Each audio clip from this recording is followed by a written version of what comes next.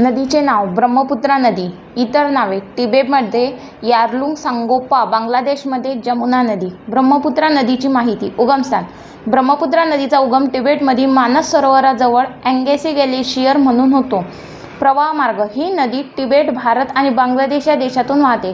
तिबेटमध्ये याला यारलुंग सांगोप्पा म्हणतात. अरुणाचल प्रदेशमध्ये भारतात प्रवेश करते आणि तेथे सिआंग किंवा दिहांग असे म्हणतात. नंतर ही नदी आसाम राज्यातून वाहते.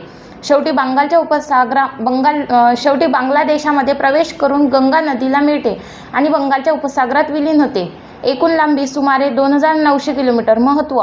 ब्रह्मपुत्रा नदी भारतातील एक महत्त्वाची आणि जलसमृद्ध नदी आहे. दरवर्षी पूर येण्याचा धोका जास्त असतो, विशेषतः आसाममध्ये.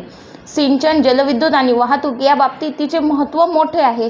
प्रमुख नद्या भारतात लोहित, दिबाग, सुबर्णसिरी, बांगलादेशात तीस्ता आणि जमुना.